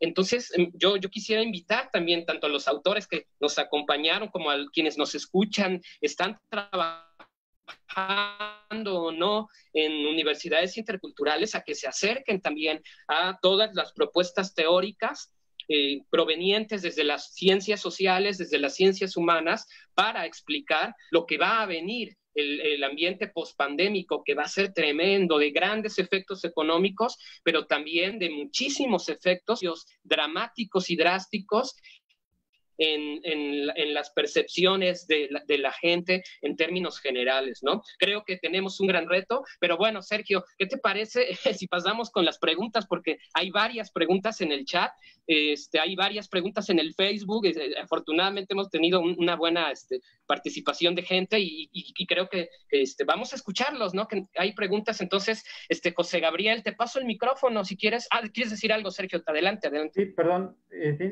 Yo creo que nada más un poco retomando lo que acabas de decir, me parece que sí es importante que también creo que tendrías que empezar como a que los estudiantes de alguna forma también comiencen a sistematizar esta experiencia que están viviendo, ¿no? Un poco desde el sentido, desde sus narrativas, ¿no? O sea, que comiencen como a ejercitar qué es lo que está pasando en su contexto comunitario, cómo lo están viviendo y que de alguna forma también lo relacionen con su formación académica que tienen en este momento, ¿no?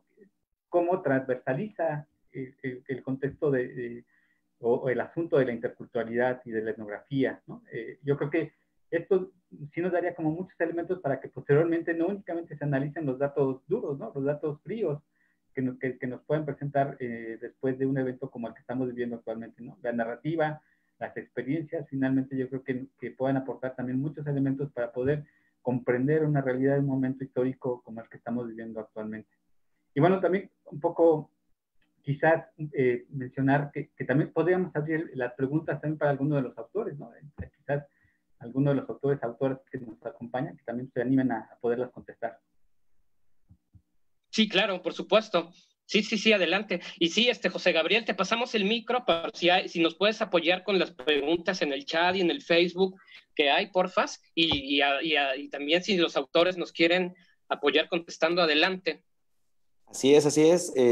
Pues muchas gracias. Esto ha sido maravilloso, no ha terminado, vamos a continuar. Hay preguntas casi desde los primeros 20 minutos, media hora que inició la charla. Y pues vamos a invitar a la gente que se active también para poder comunicarse, pero les vamos a pedir que activen sus cámaras, por favor, para poder estar atentos y al pedir la palabra para poderles decir. Aquí la primera pregunta que identificamos directamente es de Jaime Carrillo y nos dice cómo se ve el panorama con respecto a las universidades interculturales y la nueva escuela que se propone a nivel federal. Eso es algo que pues me parece que es interesante y no sé cuál alguno de los que están aquí presentes nos quiera aportar. Voy a identificar a Jaime. Sí, a ver, Jaime es un colega de la Universidad Intercultural del Estado de Tabasco. Y adelante, si puedes abrir tu micro, Jaime, te saludamos por aquí. Un gusto verte. Y tu cámara.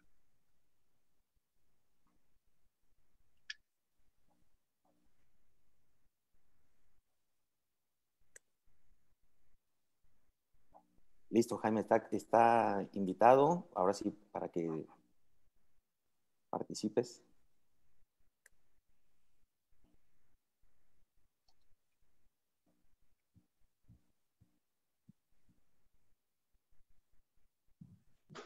Adelante. Sí, buenas tardes.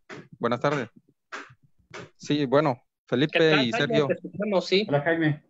Sí, mucho gusto en estarles viendo en esta plática muy rica, por cierto. Pues aquí estamos tratando de ver el contexto de las universidades interculturales y bueno, ¿qué va a pasar con la nueva escuela mexicana que propone el gobierno federal? O sea, son muchas cosas que se retoman que ya se venían manejando desde las universidades interculturales, pero vamos a ver cuál sería el matiz o el toque especial que se le daría dentro de cada contexto y cada universidad, ¿no? Sí, Jaime, gracias y un gran gusto saludarte. Espero que estés bien allá en Tabasco, que las cosas se están complicando también con el COVID. Tu pregunta es importantísima porque a mí me parece que aquí hay una gran discusión importante y fuerte, teórica y además política del asunto, ¿no? Creo que el papel del gobierno federal aquí es esencial en esto, porque la propuesta esta de la nueva escuela, donde viene también la cuestión de la educación intercultural ha sido propuesta, pero no ha sido explicada, o sea, no entendemos todavía qué es lo que el Estado mexicano en esta nueva dinámica está entendiendo por educación intercultural. A lo mejor lo venimos trabajando ya más desde las universidades interculturales desde hace varios años, pero no tenemos muy claro lo que los ideólogos de la Secretaría de Educación Pública y de los diferentes subsistemas están entendiendo como educación intercultural. Lo que creo que debe de venir, ese es mi punto de vista, es una discusión fuerte, ¿no? Una discusión que ponga en la mesa de debate el manejo también de los diferentes sistemas educativos para la atención, creo aquí, de la diversidad cultural. O sea, esto es importantísimo. Hay que recordar que el Estado mexicano desde la década de los años 90 reconoce a México como una nación pluricultural y por eso sí es importante que exista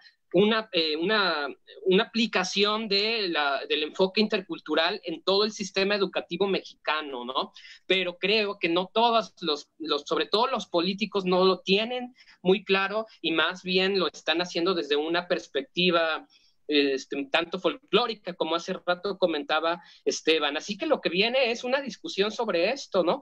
Porque tiene que caminar, o sea, debe venir atención de la educación pertinente, ya lo sabemos, lo hemos dialogado varias veces, Jaime, lo dialogábamos hace 13 años que estábamos allá en Oxolotá, ¿no? Debe de venir una educación pertinente, cultural, sobre la diversidad lingüística, étnica, etcétera, pero no debe, o sea, no solamente a nivel de universidad, sino que tiene que venir desde el principio, ¿no? O sea, desde todo el sistema educativo mexicano. A mí me sorprendía mucho en el caso de Tabasco algo, y creo que alguna vez lo comenté contigo, Jaime, y con los colegas allá de Tabasco, que los subsistemas educativos que están en Oxolotán, por ejemplo, no parten de la educación indígena, ¿no? O sea, es increíble esto porque cuando tienes una universidad intercultural ahí, pero la bachillerato y la secundaria y la primaria caminan en otra forma y no se entienden, entonces tenemos que entran en crisis también las propias universidades interculturales, ¿no? Aquí tiene que venir un trabajo profundo, o sea, debemos de aprender a trabajar de manera colaborativa con los profesores de las primarias, secundarias y bachilleratos con este modelo educativo intercultural. Una de las propuestas es que lean también teoría sobre educación intercultural que ya se está generando desde las universidades interculturales. Hay mucha bibliografía, los profesores, ¿no? Ese es el gran reto, creo yo. Creo que tú lo conoces muy bien también allá en Tabasco porque has estado en la zona Chontal, has estado en la zona Chol, ¿no? Y increíble todo lo que está sucediendo allá y documentarlo. Entonces, qué gusto saludarte, Jaime. No sé, Sergio, si tú quisieras comentar algo sobre esta pregunta de Jaime. No, bueno, además de lo que ya dijiste, lo que sí me parece importante, pues, nada más matizar que yo creo que estamos como en esta oportunidad histórica de nuevamente replantear un sistema educativo y de descentralizar, ¿no? Quizás pensando utópicamente, ¿no? En el sentido que me parece que hemos tenido como mucha centralidad en la toma de decisiones. Ahora me parece que también podríamos tener como una centralidad en la toma de decisiones desde las entidades federativas, ¿no? Un poco regresando a lo que decíamos, cada contexto tiene una particularidad, ¿no? que la representa. En ese sentido, creo que sí tendríamos como esta oportunidad o este reto, ¿no? De realmente poder incidir en que realmente se construyan algo desde abajo, ¿no? Y un poco enfatizar también lo que mencionábamos hace un rato, hay como esta como intención latente desde hace mucho tiempo de transversalizar la educación intercultural y todos los niveles educativos. También me parece que podría ser como, o representa un momento histórico para poder realmente implementarla. Y que hay mucho trabajo, ¿no? Como tú bien dices, ya muchos años se ha escrito sobre educación intercultural, pero parece que poco se conoce, ¿no? Y entonces sí creo que es como darse como esa posibilidad de adentrarse en este mundo de la interculturalidad y de la educación intercultural para posibilitar otras formas, ¿no? educativas, sobre todo en estos tiempos que estamos viviendo actualmente. Sí, de acuerdo. Son temáticas muy, muy actuales y vigentes que las estamos viendo en el sistema educativo, de educación básica hasta las universidades, ¿no? Esta reestructuración está siendo muy importante. Vamos a dar paso a una maestra también, a la maestra Aida Lucía, para que active su audio, porque tiene ya una pregunta también desde de las primeras. Adelante, sí. Pues que la haga la maestra, que es como han continuado sus actividades académicas. Pero adelante, maestra, la escuchamos. Buenas tardes, maestro José, amigo de muchos años. Felipe, muchas gracias. Gracias por este compartir tan interesante, tan lleno de información que nos permite y nos pone siempre a reflexionar muchas cosas. Yo una de las cosas que me quedo pensando, porque yo ahorita estoy en busca de respuestas, en busca de caminos para esta época que estamos viviendo y el inicio del ciclo escolar que va a empezar, ¿no? Aun cuando somos modelos distintos de alguna manera, yo quisiera, si me pudieran compartir, ¿cuál ha sido la experiencia del seguimiento de la actividad académica con los alumnos en las universidades que comprenden este circuito del conocimiento académico en esas comunidades alejadas, pero que son tan importantes, ¿no? ¿Cómo continuaron el trabajo ustedes en esta distancia? Sí, ok. Hola, Lucía. Hola, Aida Lucía. Gracias. Un gusto. Hola, siempre coincidir contigo, platicar, debatir. Gracias por conectarte, de verdad me da mucho gusto saludarte y verte por acá, porque además tienes un trabajo en educación desde hace muchísimos años y de verdad qué bueno verte por acá. Bueno, mira, se ha seguido como todo el sistema educativo, no solamente mexicano, sino mundial, nos sorprendió la pandemia, ¿no? Eso creo que a todos, ¿no? En el caso de nosotros, de la Universidad Intercultural del Estado de Puebla, venimos trabajando, tuvimos apenas una semana para reorganizar este tsunami que se nos venía. En la semana, cuando el secretario de Educación Pública anuncia un sábado, recordarás, ¿no? Que nos íbamos a una cuarentena que terminaría, no sabíamos cuándo, pero tentativamente después de la Semana Santa, tuvimos una semana para reorganizar a nuestros estudiantes que además tienen condiciones muy adversas, ¿no? De acceso a las tecnologías de información y comunicación. Y bueno, en una semana cambiamos, tratamos de adaptarlos, tuvimos poquito tiempo, pero logramos, ¿no? que empezaran a conocer también los modelos virtuales, ¿no? Y ahí es un gran reto el que tenemos, ¿no? Caminamos el semestre, afortunadamente nosotros en la Universidad Intercultural del Estado de Puebla logramos terminar el semestre, logramos estar muy cerca de nuestros estudiantes a pesar de sus condiciones, ¿no? A través de las plataformas virtuales, a través de los teléfonos celulares, a través de sus conexiones limitadas, porque sí tenían conexiones limitadas, y en mi caso particular, y ese fue mi caso de mi curso, yo migré mi curso de lo presencial, porque es netamente presencial, a una plataforma que es la plataforma Edmodo, y fue una labor de cercanía, de platicar, de mandar mensajes, de estar a medianoche.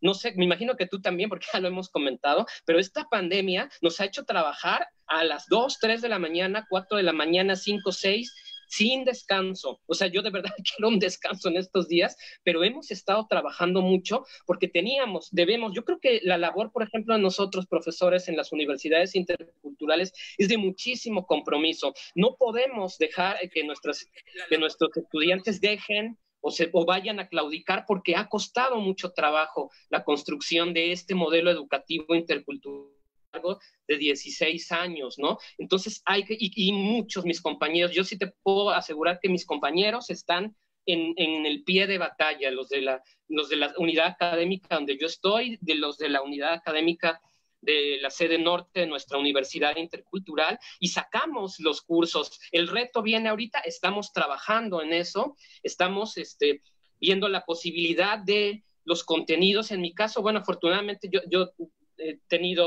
he trabajado en medios virtuales desde algunos años y esta parte también de estar en el campo me permite conocer las condiciones y acompañar. Pero bueno, debe haber muchas más experiencias. Aquí hay colegas que han trabajado que quizás nos podrían compartir cómo lo han hecho. Yo precisamente estoy escribiendo algo de eso, ya te lo compartiré. Espero que salga este año o el próximo. Estoy escribiendo algo de experiencia sobre cómo lo viví, pero sí, incierto es, pero yo sí defiendo una cosa. Muchos teóricos, sobre todo de la Ciudad de México, que están en cubículos, con todo respeto, ¿no? Pero tenemos que seguir trabajando con lo que es ahora, ¿no? En 1918 y 1919 no tuvieron la posibilidad de continuar en clases porque estaba la revolución en México, ¿no? O en Europa porque estaba la guerra, ¿no? En las guerras mundiales era para todo. Ahorita podemos, aunque sea, trabajar acá. Estos meses vamos a iniciar, no quiere decir que va a ser así siempre, ¿no? Vamos a trabajar y necesitamos regresar al campo, ¿no? Nosotros, y te comparto y les comparto a todos los que nos escuchan, tenemos vinculación comunitaria, y en vinculación comunitaria es estar en el campo. Y eso, por supuesto, fue un tsunami, así un terremoto tremendo, ¿no? ¿Por qué? Porque tenemos proyectos, nosotros iniciábamos proyectos, estábamos listos para el campo, tuvimos 2 semanas antes del inicio de la pandemia un foro de vinculación comunitaria, donde salieron ideas maravillosas por hacer en todas las comunidades de la región del Valle de Tehuacán, y de pronto nos llegó esta pandemia, pero lo tenemos que seguir trabajando y estamos al pie del cañón. Yo estoy seguro que en muchas universidades interculturales, escuelas normales, en otros campos hay gente que está trabajando de manera de manera muy comprometida, porque esa es una de las características de las universidades interculturales, que hay un compromiso, que quien no lo tiene se va, ¿no? O sea, quien busca, no sé, otras cosas, tarde o temprano el modelo educativo intercultural pues te saca, ¿no? Porque es estar en la comunidad, porque, por ejemplo, yo recuerdo Tabasco, ¿no? En mi estancia, pues era de pronto salir a las 5 de la mañana en combis llenas, con calor de 35 grados en las combis, ¿no? Y pues es estar ahí, ese es el campo, ¿no? Pero no sé, Sergio o Jaime o alguien quisiera aportarle algo y comentarle algo a la maestra Lucía sobre esto, y saludos, Lucía. Gracias, Felipe, muchas gracias. Pues Jaime, quizás, ¿no? Por la experiencia de la UIED. De Tabasco, sí. Tabasco. ¿Cómo le están haciendo por allá, Jaime? Sí, buenas noches. Bueno, para contextualizar un poco a la maestra, pues sí, fue muy caótico porque precisamente, pues desde el programa tutorial, pues nosotros tenemos mucho más contacto, obviamente, con los estudiantes, y bueno, no todos cuentan con celulares que puedan responder de manera efectiva, no cuentan con internet en sus casas tampoco, ni con saldo. Entonces, mandarle las actividades por web, ni siquiera utilizar plataformas, porque pues mucho menos, pues, ¿no? Si con trabajo hay estudiantes en la zona Chontal que tienen para el celular, o algunos tienen solamente para poder meter saldo a sus celulares, pues se complicaba la cosa, ¿no? Entonces, sí fue un proceso mucho más lento. Esperar sus actividades, sus tareas que tenían que entregar, era un proceso muy lento, como decía Felipe, teníamos que ya calificar, entonces teníamos que esperar hasta 2 semanas para poder tener el concentrado. No es una cosa fácil, pues, depende de la respuesta de los estudiantes. Bueno, aún así, tuvimos estudiantes que finalmente tampoco ya no dieron ningún síntoma de vida, ¿no? Pues porque pues se vieron limitados, y ya cuando se te juntaban todas las actividades, pues ya no podías responderle a ningún maestro. Eso es muy obvio, ¿no? O sea, cosas de este tipo también se generaron a través de esta pandemia. Creo que también, como era una cuestión que nunca se había vivido, creo que hubo mucho miedo, hubo cuestiones de depresión, ¿sí? Hubieron chavos que definitivamente dijeron, no, pues así ya no le sigo, ¿no? Entonces, sí hubieron también casos de ese tipo, ¿no? Pero sí, yo logré contabilizar que al menos el 20% de los chavos no respondió de alguna forma, ya sea por teléfono, por correo o por plataforma. Esa es la conclusión, ¿no? Ahora, hablando de otros contextos, como por ejemplo en la parte de Oxolotán de la Sierra, donde la comunicación es un poco más limitada, casi estamos hablando un 50%, pues los porcentajes fueron como el 50%. Entonces, sí es muy difícil trabajar esa parte, ¿no? Sí, por supuesto. Muchas gracias, doctor, maestro, le agradezco mucho. Creo que de alguna manera vivimos experiencias un poco parecidas, Felipe, porque yo tengo escuelas telesecundarias en zonas de habla náhuatl. Ahí en la sierra de Zongolica, en la sierra de Tezonapa, donde efectivamente no hubo manera de contactarlos, fue sumamente complejo, y ahorita es uno de nuestros retos. Al inicio del ciclo, ¿cómo vamos a hacer para llegar a ellos, no? Pero muchísimas gracias, me sirve muchísimo su compartir de esta tarde. Sí, gracias, Aida. Y sí, yo creo que efectivamente tú que coordinas estas ahí en Tezonapa, que pertenece a la región de la Sierra de Zongolica, hay varios trabajos. Ahora, en estos días de pandemia, pude conocer el trabajo de 2 maestras de Texhuacán, allá en la Sierra de Zongolica. Te voy a mandar sus trabajos de la UPB para que los conozcas también, y creo que pueden entrar en contacto, ¿no? Y la cuestión de esto, y lo que perseguimos también en este momento es eso, ¿no? Que podamos trabajar juntos, que podamos apoyarnos, que podamos compartir materiales, experiencias. Vamos a tener un gran reto, iniciar, como tú bien dices, los cursos en la modalidad virtual, porque no hay de otra, ¿no? La pandemia no para y todavía parece que no va a parar, entonces necesitamos seguir trabajando, ¿no? Creo que hay que estar en contacto, crear redes. Las universidades interculturales precisamente buscan eso, crear redes, ¿no? Que trabajemos en equipo de manera colaborativa, interinstitucional, y nosotros perseguimos eso en el libro. Entonces, si sigamos en contacto. Pues muchas gracias. José Gabriel, Gracias, ¿tienes Felipe. alguna pregunta más por ahí del público, ya para que también no nos extendamos tanto? Porque por mí hablaríamos más horas, pero yo sé que tampoco hay que pasarnos de tiempo. Claro, Adelante, claro. te escuchamos. Sí, sí, y también para que, pues no sea tan extensa, ¿no? La charla, Sí, sabemos sí, que sí. esta temática es como para estar en seminarios y seminarios. Con café, Pero, ¿no? exacto, exacto. Pero bueno, vamos a darle aquí la oportunidad también a Rosa de Jesús, que active su cámara, por favor, y su micrófono. Adelante. Y tiene una pregunta que también la hizo, y pues adelante, adelante, por favor, ya está abierto su micrófono. También active su cámara, por favor. ¿Qué tal? Buenas tardes. Pues Hola. soy estudiante de la Facultad de Antropología, estoy en Lingüística para tercer semestre y pues igual que muchos de mis compañeros, tuvimos el reto de permanecer conectados de alguna forma con nuestros catedráticos, pero bueno, ya salimos. Mi pregunta nada más es si en las universidades interculturales también tienen los compañeros sus clases en su idioma o en su lengua, o es necesario que aprendan el español para poder ingresar. Ok, sí, gracias. Sergio, ¿quisieras comentar algo? Sí, Gracias. sí, claro. Yo podría compartir la experiencia del trabajo de investigación que realicé en la UNICH, la unidad de Ochuc.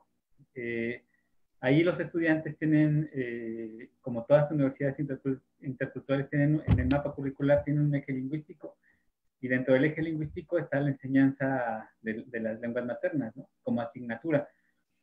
En el caso de la UNICH Ochuc, se les enseñaba la lengua celtal, porque es la lengua de la región, digamos, del municipio.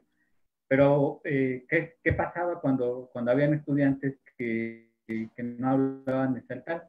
Por ejemplo, si un estudiante que era chol de otra región de Chiapas llegaba ahí, forzosamente tenía que aprender el celtal. Entonces, no había como esa, o si un estudiante que era Bentesotzil llegaba a la universidad, la única asignatura que les enseñaban era el celtal. Entonces, forzosamente tenían que cursar la asignatura celtal como tal, ¿no? Entonces, y yo creo que también como uno de los grandes debates y desafíos que tienen las universidades interculturales en torno a cómo realmente propiciar una enseñanza o un proceso de enseñanza-aprendizaje en las lenguas maternas de los estudiantes, ¿no? Desde un punto de vista, desde la antropología cultural, podríamos hablar de como de una imposición, ¿no? De un elemento cultural que es ajeno a un estudiante, que por lo tanto no se está propiciando un aprendizaje en su lengua materna. Y bueno, esa fue como una de las constantes que yo encontré en este trabajo de investigación, donde evidentemente hay una imposición de una lengua materna que está mediado por un mapa curricular desde un punto de vista institucional, donde no permite entonces como innovar o generar otros procesos de enseñanza, aprendizaje en otras lenguas que pueden estar presentando en este espacio educativo. En contraste, por ejemplo, también hice como un análisis comparativo con lo que sucede en el CESDER Musvikil, que es una experiencia educativa que no asume el enfoque intercultural de manera explícita, sino de manera implícita.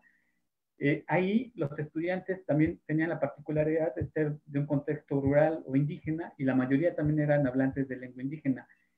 En esta experiencia educativa del CESDER Musvikil, que está aquí en Chiapas, los estudiantes, no había una materia para la enseñanza de la lengua materna, ¿no? Entonces, pero sin embargo los estudiantes hablaban una lengua materna o lo aprendían durante el proceso.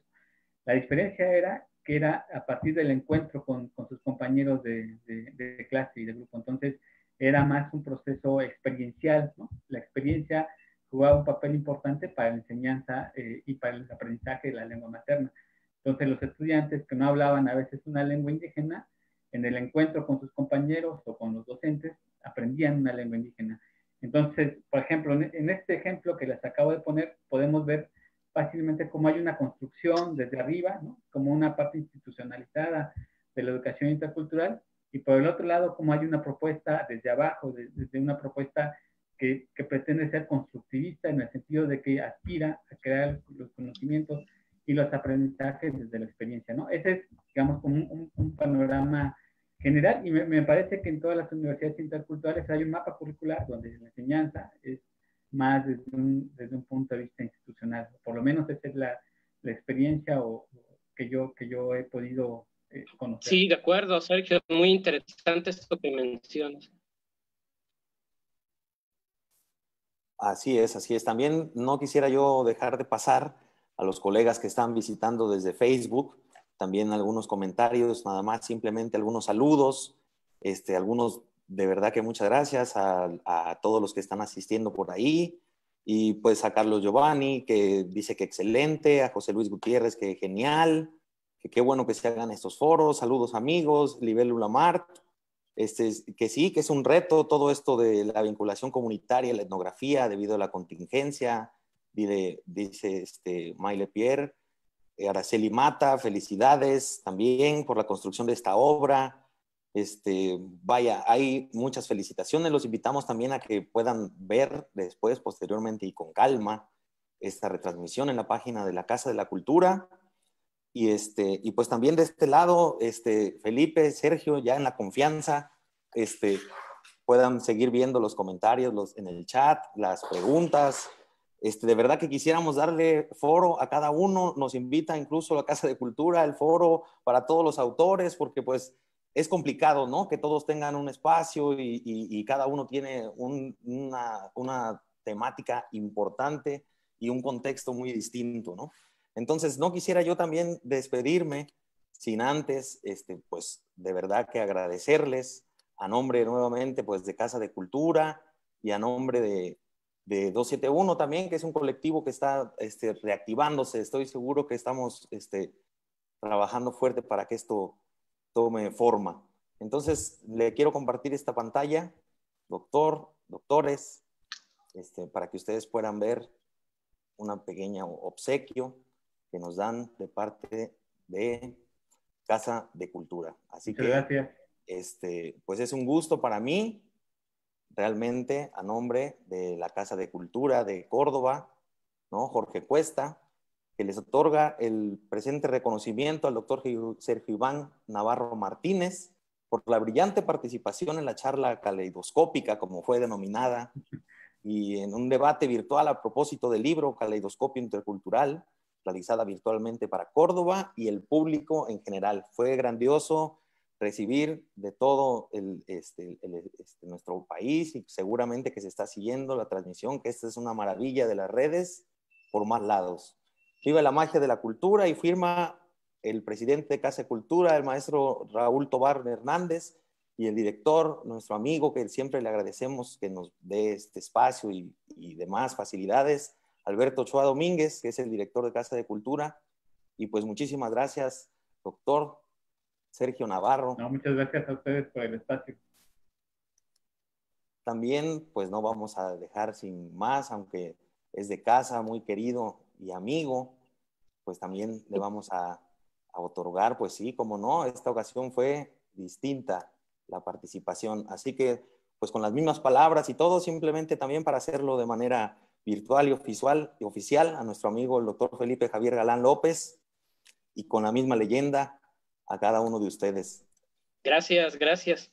Les dejamos también, obviamente, para que digan, dejen una reflexión. Esto es muy importante, no podemos cortar así nada más el agua de golpe. Así que, doctor Sergio, doctor Felipe. Sí, claro, pues yo los invitaría únicamente a Adelante, leer. Sergio. Sí, gracias, Felipe. Los invitaría únicamente pues, a leer el libro, y que también, si tienen alguna duda, alguna sugerencia o algún comentario, ¿no?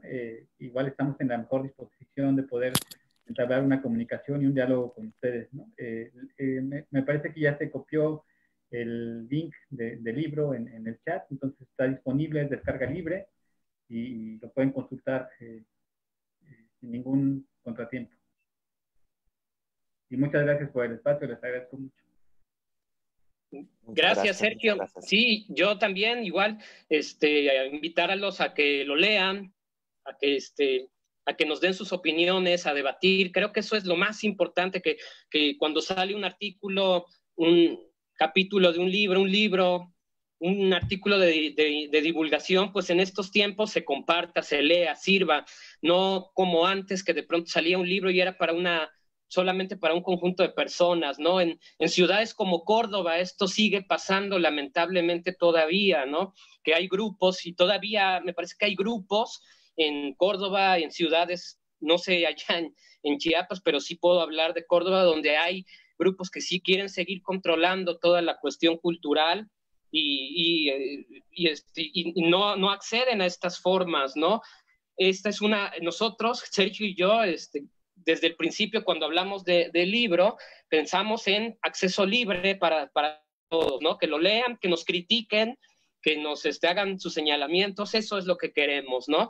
Y yo le agradezco mucho a Sergio que haya aceptado esta charla, de verdad es un gran colega, y además quiero decir aquí a todos, ¿no? Que es una persona muy comprometida, es un académico brillante, Sergio.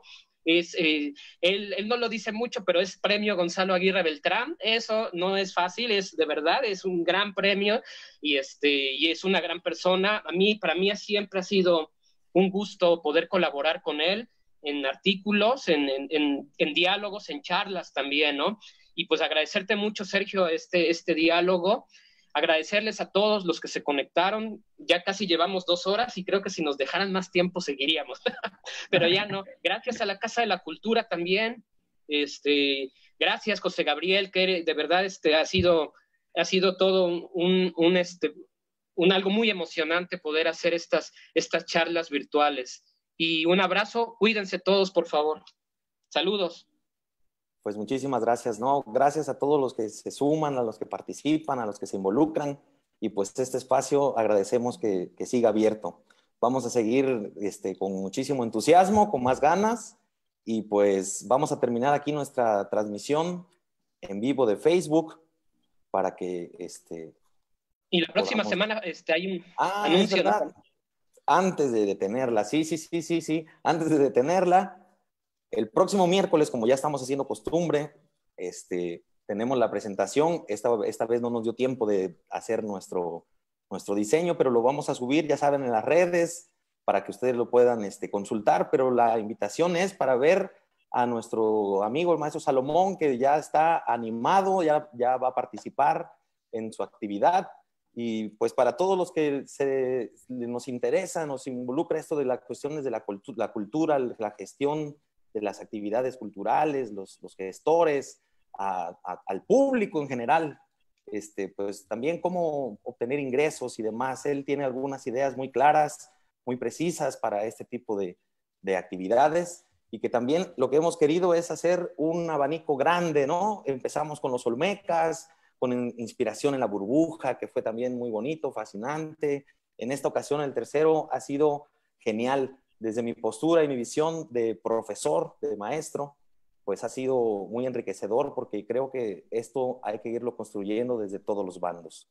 Agradezco muchísimo la presencia de todos ustedes que nos sigan, y los invitamos el miércoles. No dejen de seguir, todos los miércoles hay actividades, y muchísimas gracias, Casa de la Cultura 271.